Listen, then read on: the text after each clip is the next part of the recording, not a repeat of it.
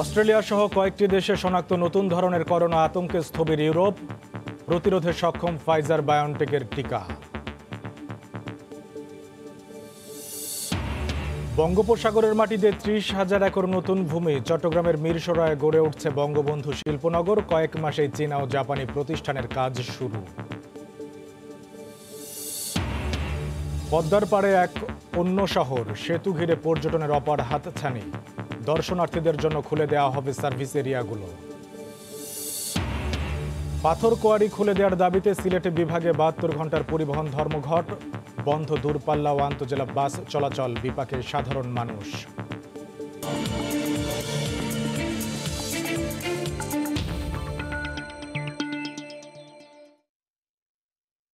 দেখছিলেন শিরোনাম। আমন্ত্রণ জানাচ্ছি দেশ ও দেশের বাইরের অর্থ বাণিজ্যের নানা খবর নিয়ে আমাদের নিয়মিত আয়োজনে সময়ের বাণিজ্যে আপনাদের সঙ্গে আছি আমি কামরুল হাসান সবুজ। করোনার নতুন ধরন ছড়াতে থাকায় আতঙ্ক ছড়িয়ে পড়েছে ইউরোপ জুড়ে। এই অবস্থায় ব্রিটেনের সাথে যোগাযোগ বিচ্ছিন্ন করেছে ইউরোপীয় ইউনিয়ন। জার্মানির বার্লিন থেকে জানাচ্ছেন সহকর্মী বিটু বড়ুয়া। এমনিতেই করোনার ভয়াবহতায় ধুঁকছে যুক্তরাজ্য সহ পুরো ইউরোপ। তার মধ্যে মরার উপর খাড়ার গা হয়ে এসছে নতুন ধরনের কোভিড ভাইরাস VUI 2020-12-01, যে ভাইরাস ক্ষণে ক্ষণে রূপ বদল করতে পারে, জন্ম দিতে পারে নতুন ভাইরাসের। নতুন ধরনের এই কোভিড ভাইরাস ৭০% সংক্রামক। নতুন এই ভাইরাসে ডেনমার্কে ৯ জন, ইতালি, নেদারল্যান্ডস, বেলজিয়ামে আরও বেশ কজন আক্রান্ত হওয়ার বিষয়টি নিশ্চিত করেছে EU। তাই বন্ধ করে দেওয়া হয়েছে যুক্তরাজ্যের সাথে সব রকমের বিমান ও স্থল যোগাযোগ, বিশেষ করে পণ্য পরিবহনে। ফ্রান্সের সাথে লাগোয়া দেশটির বর্ডারও বন্ধ ঘোষণা করেছে দেশটির সরকার। জার্মানিতে এখনও নতুন এই ভাইরাসে কেউ আক্রান্ত না হলেও আতঙ্কিত সাধারণ মানুষ। দেখুন, আমি চ্যারিটি মেডিকেল বিশ্ববিদ্যালয়ে সেবিকা হিসেবে কর্মরত। করোনা ভাইরাসে যারা আক্রান্ত তাদের চিকিৎসাও দিয়ে থাকি। কিন্তু যুক্তরাজ্যের নতুন জাতের কোভিড ভাইরাসের কথা শুনে আতঙ্ক আরও বেড়ে গেছে। জানি না টিকাটা এই ভাইরাসের বিরুদ্ধে কতটা কার্যকরী হবে। তাই বাঁচতে হলে মাস্ক পরতে হবে, দূরত্ব বজায় রাখতে হবে এবং সবার সাথে যোগাযোগ কমিয়ে দিতে হবে। এছাড়া আর কোনো উপায় নেই। এই অবস্থায় সাধারণ জার্মানদের অনেকেই নতুন ধরনের এই ভাইরাসের গতিবিধি পর্যবেক্ষণের মত দেন। বলেন, এই মুহূর্তে EU থেকে ব্রিটেনকে বিচ্ছিন্ন সিদ্ধান্ত সঠিক। যুক্তরাজ্যে উৎপত্তি হওয়া ভয়ঙ্কর রূপ বদল করা কোভিডের কথা শুনেছি, তবে এখনো বোঝা যাচ্ছে না এটা কতটা ভয়ঙ্কর। তবে যুক্তরাজ্যের সাথে আকাশ ও স্থল যোগাযোগ বন্ধের সিদ্ধান্তকে স্বাগত জানাচ্ছি। এদিকে সবকিছু ঠিক থাকলে ২৭ তারিখে জার্মানি ও ফ্রান্সে করোনার টিকা প্রদান শুরু হবে। নতুন ধরনের কোভিড যাতে ব্রিটেনের মতো জার্মানিকেও গ্রাস করতে না পারে, সে কারণে সব ধরনের প্রস্তুতি সম্পন্ন করার আহ্বান জার্মান ভাইরোলজিস্ট সহ জার্মান রাষ্ট্রপ্রধান আঙ্গেলা ম্যার্কেলের। জার্মানির বার্লিন থেকে বিটু বড়ুয়া, সময় সংবাদ। এদিকে যুক্তরাজ্যের বাইরে অস্ট্রেলিয়া, দক্ষিণ আফ্রিকা সহ বেশ কয়েকটি দেশে নতুন এই ভাইরাস শনাক্তের খবর পাওয়া গেছে। এই অবস্থায় মহামারী ঠেকাতে ফ্লাইটের পাশাপাশি নিজেদের সীমানা বন্ধ করেছে কানাডা, স্পেন, পেরু, ইসরায়েল সহ বিভিন্ন দেশ। দক্ষিণ আফ্রিকায় নতুন ঢেউয়ে করোনার রোগীর সংখ্যা পাল্লা দিয়ে বাড়ছে। এই প্রাদুর্ভাবে উল্লেখ সংখ্যক নতুন ধরনের করোনার সংক্রমণ চিহ্নিত করার কথা জানিয়েছে দেশটি। সাধারণ করোনা ভাইরাসের চেয়ে 501V2 নামে পরিচিত নতুন ভাইরাস দ্রুত ছড়িয়ে পড়ার বৈশিষ্ট্য থাকায় দেশটিতে নতুন ধাপে আগের চেয়েও অনেক বেশি মানুষ আক্রান্ত হতে পারে বলে সতর্ক করেছেন বিশেষজ্ঞরা। যারা ভ্যাকসিন নিয়েছেন তাদের মধ্যে কেউ নতুন ভাইরাসটিতে আক্রান্ত হচ্ছেন কিনা আমরা তা গবেষণা করছি। একই সঙ্গে যারা প্রথম ঢেউয়ে আক্রান্ত হয়েছিলেন তাদের নমুনাও সংগ্রহ করছি আমরা। নতুন করোনা ভাইরাসের অস্তিত্ব শনাক্তের খবর জানিয়েছে অস্ট্রেলিয়াও। ব্রিটেন ফেরত এক পর্যটকের দেহে এই ভাইরাস শনাক্তের কথা জানায় কর্তৃপক্ষ। এ অবস্থায় নতুন করে ব্রিটেনের সঙ্গে নিজেদের ফ্লাইট বন্ধ ঘোষণা করেছে ভারত, পাকিস্তান, কানাডা সহ বিভিন্ন দেশ। আগামী 2 সপ্তাহের জন্য ইউরোপের সব দেশের সঙ্গে যোগাযোগ বিচ্ছিন্ন করেছে পেরু। ফ্লাইট বন্ধের পাশাপাশি সীমান্তে কঠোর অবস্থান নিয়েছে স্পেন। বিদেশিদের ভ্রমণে নিষেধাজ্ঞা আরোপ করেছে ইসরায়েল। তবে বিশ্ব স্বাস্থ্য সংস্থার দাবি, নতুন ভাইরাসটি যে প্রাণঘাতী এমন কোনো প্রমাণ পায়নি সংস্থাটি। ভাইরাসের রূপান্তর স্বাভাবিক ও প্রাকৃতিক বলেও উল্লেখ করেন বিশ্ব স্বাস্থ্য সংস্থার প্রধান। আমাদের বিজ্ঞানীরা ভাইরাসের চরিত্র এবং বৈশিষ্ট্য গবেষণা করছেন, তবে সবচেয়ে বড় কথা, করোনাকে আমাদের মোকাবিলা করতে হবে। আমরা যত বেশি এটিতে বিস্তারের সুযোগ দেব, তত বেশি এই ভাইরাসের রূপান্তরের সুযোগ রয়েছে। আগামী কদিনের মধ্যেই নতুন ভাইরাসটি সম্পর্কে বিস্তারিত জানা যাবে বলে আশা করছে বিশ্ব স্বাস্থ্য সংস্থা। একই সঙ্গে নতুন ভাইরাস মোকাবিলায় এখন থেকেই প্রয়োজনীয় পদক্ষেপ নেয়ার তাগিদ দিয়েছে সংস্থাটি। ওমর ইনান, সময় সংবাদ। চট্টগ্রামের মিরসরায়ে বঙ্গোপসাগরের মাটি দিয়ে গড়ে তোলা হয়েছে 30,000 একর নতুন ভূমি। আর এখানেই এগিয়ে চলছে বঙ্গবন্ধু শিল্পনগর। 30 বিলিয়ন মার্কিন ডলার বিনিয়োগের পাশাপাশি অনেক মানুষের কর্মসংস্থানের লক্ষ্য নিয়ে কাজ শুরু করেছে এই ইকোনমিক জোন। ইকোনমিক জোন নিয়ে কমলদের দুপর্বের ধারাবাহিক প্রতিবেদনের আজ দেখুন শেষ পর্ব। ক্যামেরায় ছিলেন শাখাওয়াত টিপু। মাইলের পর মাইল দুদু প্রান্তর, শত শত এক্সকাভেটর দিয়ে যেমন মাটি কাটা হচ্ছে, তেমনি বুলডোজার দিয়ে সমান করা হচ্ছে উঁচু নিচু মাটির কাঠামো। আর ধুলো উড়িয়ে এক জায়গার মাটি আরেক জায়গায় নিয়ে যাচ্ছে ট্রাকের সারি। এভাবে এগিয়ে চলছে মিরসরাই ইকোনমিক জোনের কাজ। পুরো এলাকাটির অধিকাংশই গত কয়েক বছর আগেও ছিল সাগরের অংশ। দেশের সর্ববৃহৎ ইকোনমিক জোন এখানে হচ্ছে। আমাদের এই জায়গাটা অনেক ডেভেলপ হচ্ছে, রাস্তাঘাট হচ্ছে, উন্নয়ন হচ্ছে। এই জলাভূমিতেই গত 2 বছরের বেশি সময় ধরে চলছে বঙ্গবন্ধু শিল্পনগর গড়ে তোলার কাজ। ইতিমধ্যে 100টির বেশি শিল্প প্রতিষ্ঠানকে বরাদ্দ দেওয়া হয়েছে অন্তত 7,000 একর জায়গা, যেখানে কাজ শুরু করেছে 10টি প্রতিষ্ঠান। কয়েক মাসের মধ্যে উৎপাদন যাবে জাপানের বিদ্যুৎ কেন্দ্র এবং চীনের কেমিক্যাল কারখানা। ইনভেস্টমেন্ট প্রপোজালই প্রায় 18 থেকে 20 বিলিয়ন ডলারের বিনিয়োগ প্রস্তাব কিন্তু এখানে আছে। এদিকে বঙ্গবন্ধু শিল্পনগরের পণ্য আনা নেওয়ার সুবিধার্থে সীতাকুণ্ড ও মিরেশ্বরের মধ্যবর্তী উপকূলে মাঝারি মানের একটি বন্দর নির্মাণেরও পরিকল্পনা রয়েছে। ইকোনমিক জোনকে সাপোর্ট দেওয়ার জন্য ওখানে একটা মাঝারি পোর্ট করার ব্যাপারে চট্টগ্রাম বন্দর কর্তৃপক্ষ অনেক আগে উদ্যোগ নিয়েছে এবং বেজা কর্তৃপক্ষের অনুরোধে একটা ফিজিবিলিটি স্টাডিও করানো হয়েছে ডেনমার্কের একটা কোম্পানি দিয়ে। শিল্পায়নের সুবিধার্থে বঙ্গবন্ধু শিল্পনগরকে ভাগ করা হয়েছে 3টি জোনে। এর মধ্যে রয়েছে চট্টগ্রামের মিরসরাই, সীতাকুণ্ড ও সন্দ্বীপ এবং ফেনীর সোনাগাজী ও নোয়াখালীর কোম্পানিগঞ্জ। এছাড়া শেখ হাসিনা সরোবর নামে 200 একর জায়গার উপর একটি কৃত্রিম লেকও থাকবে এখানে। সাগর থেকে বালি এবং মাটি এনে তৈরি করা হয়েছে নতুন 30,000 একর ভূমি, যেখানে আগামী কয়েক বছরের মধ্যে গড়ে উঠবে শত শত শিল্প কারখানা। আর এসব শিল্প কারখানায় কর্মসংস্থান হবে অন্তত 30 লাখ লোকের। মিরেশ্বরে বঙ্গবন্ধু শিল্পনগর থেকে কমল দে, সময় সংবাদ। অন্য এক শহর গড়ে উঠছে পদ্মার পাড়ে। সেতু হয়ে গেলে বিনিয়োগের পাশাপাশি এই অঞ্চলে তৈরি হবে পর্যটনের অপার সম্ভাবনা। বিশেষ করে পদ্মা সেতুর দেশি বিদেশি কর্মকর্তাদের থাকার জন্য আধুনিক সুবিধা সম্বলিত সার্ভিস এরিয়াগুলোকে খুলে দেওয়া হবে পর্যটকদের জন্য। সাইফুল ইসলামের ছবিতে হেসান জুয়েলের রিপোর্ট। পদ্মা সেতুকে ঘিরে দুই পারে অন্যরকম এক চাঞ্চল্য। মানুষের মধ্যে আগ্রহ বাড়ছে। সেতু চালুর আগেই এই অঞ্চলের যোগাযোগ ব্যবস্থা বিনিয়োগকারীদের আগ্রহী করে তুলছে অনেক বেশি। ব্যবসা বাণিজ্যের পাশাপাশি এখানে তৈরি হচ্ছে পর্যটন সম্ভাবনাও। এক্ষেত্রে পদ্মা সেতুর সার্ভিস এরিয়া এই অঞ্চলের পর্যটনে যোগ করবে চমৎকার আবাসিক সুবিধা। দেশি বিদেশি যে প্রকৌশলী পরামর্শকরা সেতুর কাজ করছেন, তাদের আবাসন সুবিধা দিতেই মূলত এই সার্ভিস এরিয়াগুলো তৈরি করা হয়েছে। পদ্মার দুই পারে অর্থাৎ মুন্সিগঞ্জ, মাদারীপুর ও শরীয়তপুরে পৃথক 3টি সার্ভিস এরিয়া তৈরি করা হয়েছে। এর মধ্যে 2টি সার্ভিস এরিয়ায় মূল সেতু, নদী শাসন ও সেতু বিভাগের কর্মকর্তারা থাকছেন। 3 নম্বর সার্ভিস এরিয়াতে থাকছেন সেতুর কাজে নিয়োজিত সেনা কর্মকর্তারা। বর্তমানে এই 3টি সার্ভিস এরিয়া দেশি বিদেশি প্রকৌশলীদের আবাসন ও গবেষণার কাজে ব্যবহার করা হলেও সেতুর কাজ শেষ হয়ে যাওয়ার পর এগুলোকে ঘিরে পর্যটন সুবিধা তৈরির পরিকল্পনা চলছে। কাজ শেষ হয়ে যাওয়ার পরও সেতু রক্ষণাবেক্ষণের জন্য নিয়োজিত কর্মকর্তারা সার্ভিস এরিয়া 1-এ থাকবেন, কিন্তু সার্ভিস এরিয়া 2 নির্মাণ করার সময়ই পর্যটনের বিষয়টি মাথায় রাখা হয়েছে। যখন এটা শেষ হয়ে যাবে তখনও আমাদের অনেক ইঞ্জিনিয়ার কাজ করতে হবে মেইনটেনেন্সের জন্য। তারা একটা অংশ এটা কাজে লাগাবে আর একটা অংশ পর্যটনের কাজে লাগানো হবে, মেইনলি সার্ভিস এরিয়া 2। ৭৭ হেক্টর এলাকা জুড়ে নির্মিত সার্ভিস এরিয়া 2-এ আবাসনের পাশাপাশি পর্যটকদের জন্য থাকছে medical centre, tennis ground, basketball ground, swimming pool, substation, সুপেয় পানির ওয়াটার ট্যাঙ্ক সহ নানা সুবিধা। সেতু হয়ে গেলে শুধুমাত্র এই অঞ্চলের আর্থসামাজিক উন্নয়ন নয়, একই সঙ্গে দুয়ার খুলবে পর্যটনের এক নতুন সম্ভাবনার।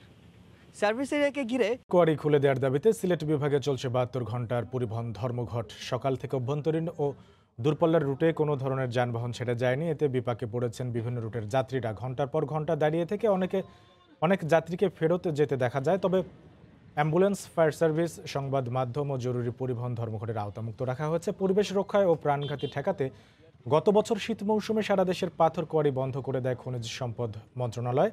এরপর থেকে পাথর কোয়ারি খুলে দিতে আন্দোলন করে আসছিল পরিবহন ব্যবসায়ী ও শ্রমিকরা। সোমবার সন্ধ্যায় জরুরি বৈঠকে সিলেট বিভাগে পরিবহন ধর্মঘটের ডাক দেয় বিভাগীয় ট্রাক, পিকআপ, কাভার্ড ভ্যান মালিক ঐক্য পরিষদ।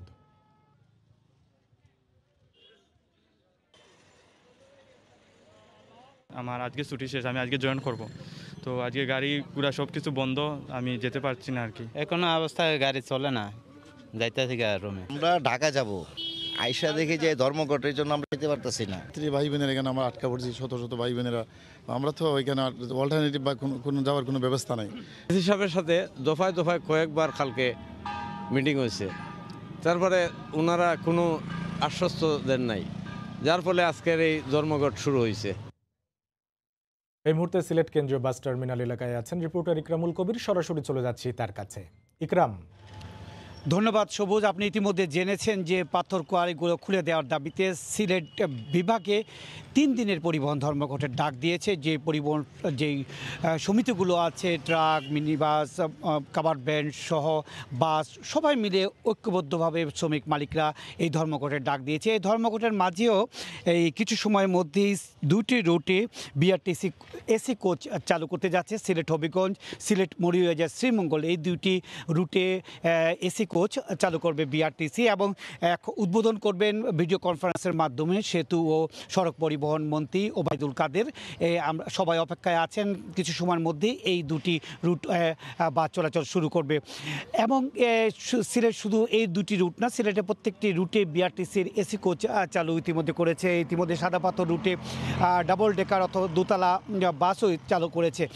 সব কিছু মিলে যখন পরিবহন সেক্টরকে আরও একটু উন্নতি করার জন্য সরকারের পক্ষ থেকে বিভিন্নভাবে প্রচেষ্টা চালানো হচ্ছে, বিভিন্ন সড়কগুলো অবকাঠামো উন্নয়ন করা হচ্ছে, কোটি কোটি টাকা ব্যয়ে বিভিন্ন সড়কের অবকাঠামো উন্নয়ন হচ্ছে, তখন পরিবহন শ্রমিকরা 3 দিনের এই পরিবহনের ধর্মঘট ডাক দিয়েছে।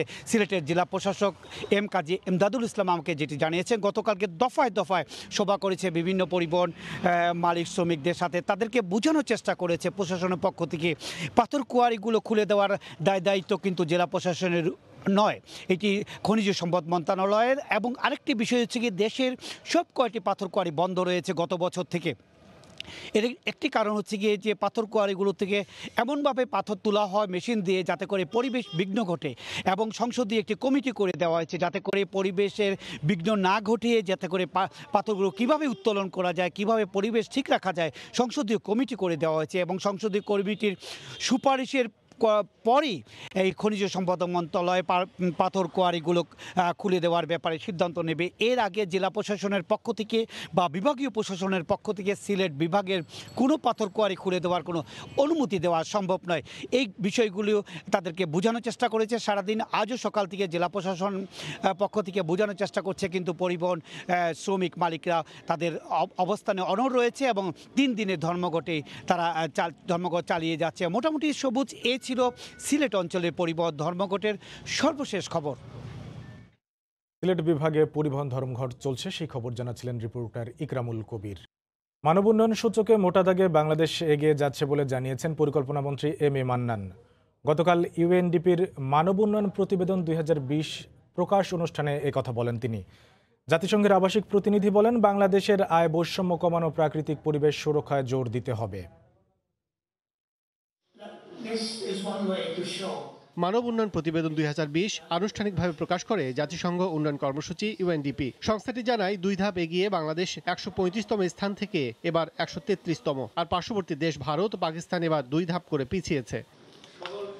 2019 সালের মানব উন্নয়ন পরিস্থিতি বিবেচনায় তৈরি প্রতিবেদনে বলা হয়েছে সার্বিকভাবে বাংলাদেশের অবস্থার উন্নতি হয়েছে। ছোট কিছু বিষয়ে পিছিয়ে থাকলেও মোটা দাগে উন্নয়নে বাংলাদেশ বিশ্বে স্বীকৃত বলে মনে করেন পরিকল্পনা মন্ত্রী। যতটা আশা করেছিলাম অতটা ভালো করতে পারিনি, এটা অন্যায় কিছু নয়, এটা হয়, সকলের ক্ষেত্রেই হয়। মোটা দাগে সার্বিকভাবে যে আমরা ভালো করেছি এটা এখন স্বীকৃত। এই সকল প্রতিবেদনের যে বিশেষ মূল্য সেটা হচ্ছে যে আমাদেরকে মোটামুটি একটা পথ রেখা যেটাকে বলা হয়, অথবা আমাদের স্টেট অফ দ্য আর্ট, অথবা কি মাঠে কি অবস্থা, এটা একটু বুঝিয়ে দেয়। ইউএনডিপি বলছে স্বাস্থ্য, শিক্ষা, আয় ও সম্পদের বৈষম্য নিয়ে বিশেষভাবে পর্যালোচনা করা হলেও এবার 5টি বিষয়ে এ পর্যালোচনা করা হয়েছে। তবে আগামীতে চ্যালেঞ্জ হিসেবে রয়েছে 2টি বিষয়। বৈষম্য যেটা বাড়ছে ওটা বাড়তে দেওয়া উচিত নয়, ওটা কিন্তু অনেক সামাজিকভাবে ক্ষতি করতে পারে। আর সেকেন্ড হচ্ছে there is no opportunity for cleaning up. আমরা যে ক্ষতি করছি ওটা পার্মানেন্ট ক্ষতি হয়ে যাচ্ছে। সূচকে দক্ষিণ এশিয়ায় 8 দেশের মধ্যে বাংলাদেশ 5ম, শীর্ষে রয়েছে শ্রীলঙ্কা। কাজল আব্দুল্লাহ, সময় সংবাদ, ঢাকা। নতুন কোভিড সংক্রমণের ভয়ে আন্তর্জাতিক ফ্লাইট বন্ধ করেছে মধ্যপ্রাচ্যের 3টি দেশ। বিপাকে পড়েছেন যাত্রীরা। এই বিষয়ে বিস্তারিত জানাতে হযরত শাহজালাল আন্তর্জাতিক বিমানবন্দরে আছেন রিপোর্টার হাজেরা শিউলি। সরাসরি চলে যাচ্ছি তার কাছে। শিউলি, কামরুল, আপনি জানেন যে সারা বিশ্ব জুড়ে, বিশেষ করে ইউরোপে নতুন করে কিন্তু করোনা মহামারীর প্রকোপ বেড়ে গেছে এবং এই প্রেক্ষাপটে বিভিন্ন দেশ কিন্তু নানা ধরনের সতর্কতামূলক ব্যবস্থা নিচ্ছে এবং এরই মধ্যে মধ্যপ্রাচ্যের 3টি দেশ, সৌদি আরব, ওমান এবং কুয়েত কিন্তু সারা বিশ্বের সঙ্গে কিন্তু আন্তর্জাতিক ফ্লাইট বন্ধ করে দিয়েছে এবং গতকাল সৌদি আরব ফ্লাইট বাতিল করে এবং এরপর পরই কিন্তু ওমানও ফ্লাইট বাতিল করে দেয় এবং কুয়েত। তো এই আপনারা জানেন যে কিন্তু মধ্যপ্রাচ্যগামী প্রচুর প্রবাসী কিন্তু করোনার কারণে দেশে আটকা পড়েছিলেন এবং তারা কিন্তু পর্যায়ক্রমে যাচ্ছিলেন এবং এখানে কিন্তু টিকিট ক্রাইসিস সহ নানা ধরনের সমস্যার মধ্যে দিয়ে কিন্তু তারা প্রস্তুতি, অনেকেই টিকিট কেটে যে যাত্রার জন্য প্রস্তুতি হয়েছেন এবং আজকে কিন্তু ওমান এয়ারের একটি ফ্লাইট ছিল সকালে, তো সেই ফ্লাইটটি কিন্তু যায় নাই এবং যাত্রীরা অনেকে এসেছিলেন যারা জানতেন না যে ফ্লাইট বাতিলের বিষয়টি। তো সিভিল এভিয়েশন বলেছে যে আসলে বিভিন্ন দেশ তাদের নিজস্ব সুরক্ষার স্বার্থেই তারা তাদের ফ্লাইট বন্ধ করছে। তবে বাংলাদেশে কিন্তু এখনো করোনার প্রকোপ সেভাবে বাড়েনি এবং সরকার নানা ধরনের পদক্ষেপ নিয়েছেন এবং নিচ্ছেন এবং সামনের দিনগুলোতে যদি প্রয়োজন হয় এবং পরিস্থিতি পর্যালোচনা করে কিন্তু ফ্লাইট বন্ধ বা আরও কি ধরনের যাত্রীদের স্বাস্থ্য সুরক্ষার জন্য ব্যবস্থা নেওয়া যায় সেই ব্যবস্থাগুলো তারা নেবেন এবং তারা বলেছেন যে ইতিমধ্যে কিন্তু করোনা নেগেটিভ সার্টিফিকেট ছাড়া যাত্রীদের প্রবেশ বাংলাদেশে নিষিদ্ধ করা হয়েছে এবং এয়ারলাইন্সগুলোর বিরুদ্ধেও কড়া ব্যবস্থা নেওয়া হচ্ছে এবং বিমানবন্দরগুলোতেও কিন্তু পর্যাপ্ত স্বাস্থ্য ঝুঁকি প্রশমনের জন্য ব্যবস্থা নেওয়া হয়েছে এবং জনবল বাড়ানো হয়েছে।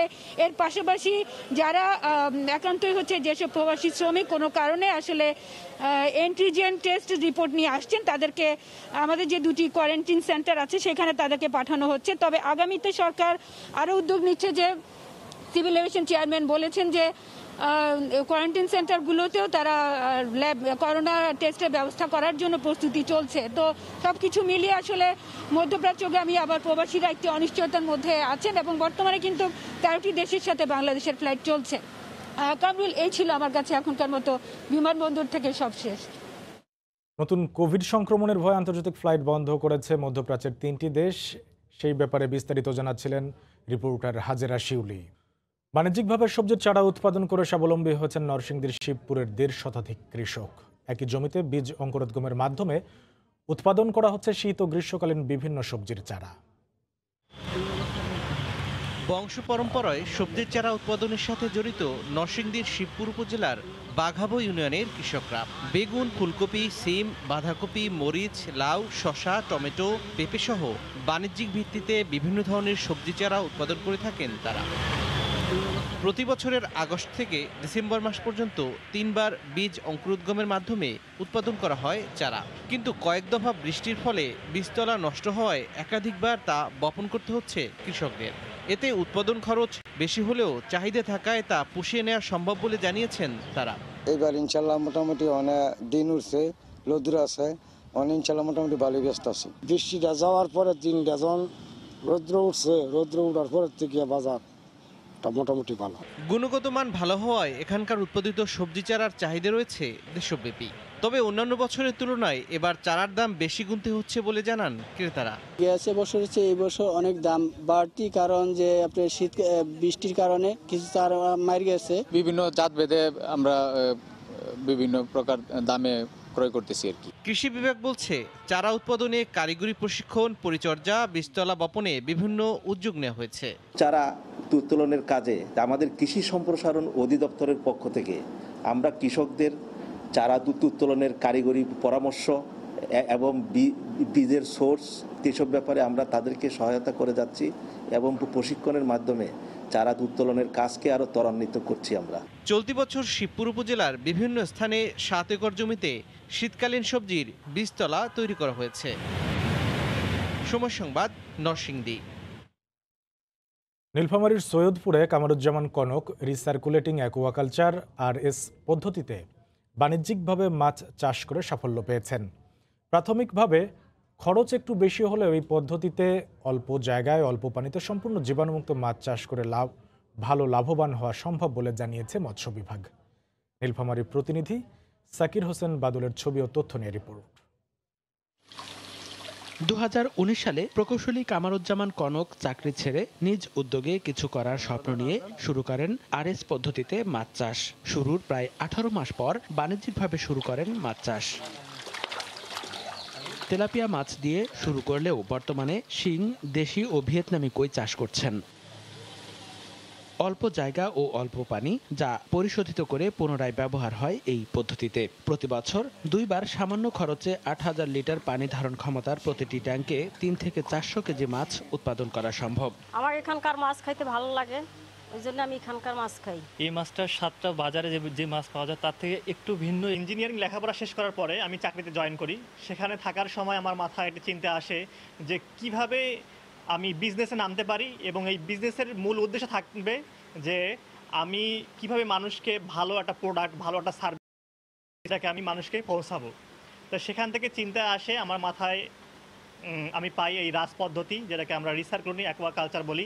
মৎস্য কর্মকর্তা জানান, যুগোপযোগী এই পদ্ধতিতে অল্প জায়গায় একই পানি জীবাণুমুক্ত করে বারবার ব্যবহার ও সহজেই মাছের রোগ প্রতিরোধ করা সম্ভব। RS সিস্টেমের যে সুবিধা সেটা হচ্ছে একই পানিকে বারবার ব্যবহার করে জীবাণুমুক্ত করে পরিষ্কার করে ব্যবহার করা হচ্ছে।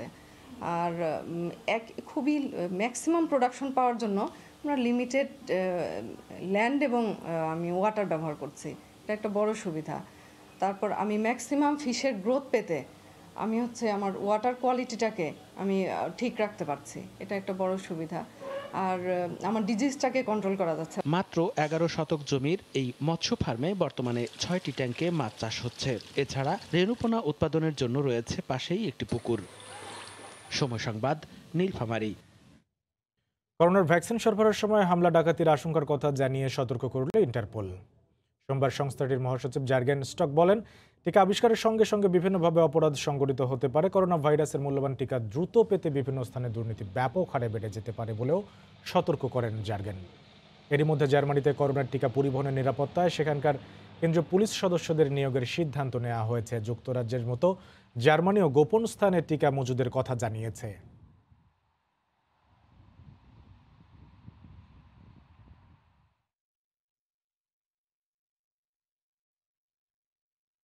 সংযুক্ত আরব আমিরাতের আবায়া শিল্প দখল করে আছে প্রবাসী বাংলাদেশিদের বিশাল একটি অংশ। গেল কয়েক দশকে এই খাতে বাংলাদেশিদের অবদান চোখে পড়ার মতো। বিস্তারিত শিবলি আল সাদিকের রিপোর্টে।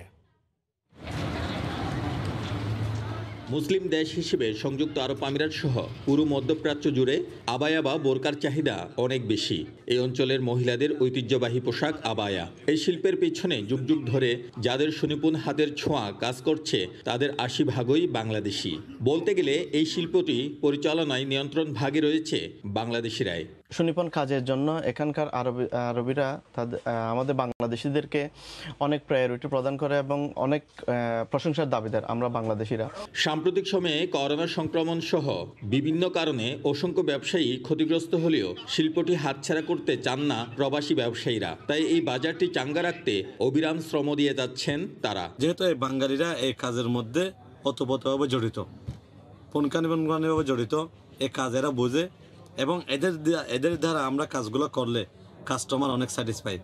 সংযুক্ত আরব আমিরাতে এই শিল্পের সাথে জড়িত রয়েছে প্রায় 50,000 বাংলাদেশি। তাছাড়া এই শিল্পের জন্য বাংলাদেশিদের দক্ষতা ও সুনাম ইতিমধ্যে মধ্যপ্রাচ্য জুড়ে ছড়িয়ে পড়েছে। প্রবাসীরা বলেছেন, মধ্যপ্রাচ্যে আবায়া শিল্পের প্রবাসীদের আধিপত্য ধরে রাখতে হলে বাংলাদেশ সরকারের পৃষ্ঠপোষকতা প্রয়োজন।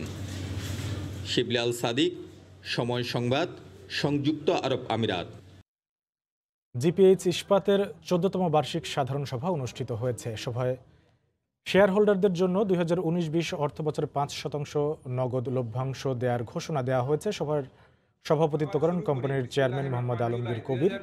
উপস্থিত ছিলেন ব্যবস্থাপনা পরিচালক মোহাম্মদ আলমাস শিমুল সহ পরিচালক ও নির্বাহী পরিচালকরা। সভায় শেয়ার হোল্ডাররা কোম্পানির কার্যক্রমে সন্তোষ প্রকাশ করেন।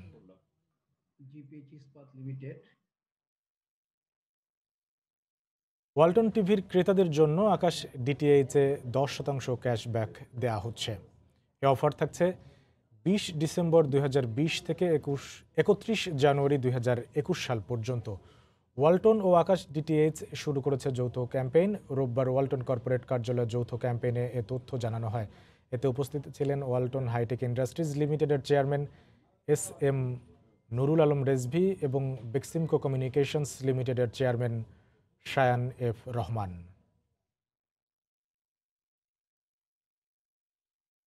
আবারও জানিয়ে দিচ্ছে এ সময়ের বাণিজ্যের শিরোনামগুলো। অস্ট্রেলিয়া সহ কয়েকটি দেশে শনাক্ত নতুন ধরনের করোনা, আতঙ্কে স্থবির ইউরোপ। প্রতিরোধে সক্ষম ফাইজার বায়োনটেকের টিকা। বঙ্গোপসাগরের মাটিতে 30,000 একর নতুন ভূমি। চট্টগ্রামের মিরসরায়ে গড়ে উঠছে বঙ্গবন্ধু শিল্পনগর। কয়েক মাসেই চীনা ও জাপানি প্রতিষ্ঠানের কাজ শুরু। এবং পদ্মার পাড়ে এক অন্য শহর, সেতু ঘিরে পর্যটনের অপার হাতছানি। দর্শনার্থীদের জন্য খুলে দেওয়া হবে সার্ভিস এরিয়াগুলো। এই ছিল এ সময়ের বাণিজ্যে। সঙ্গে থাকুন সময়ের।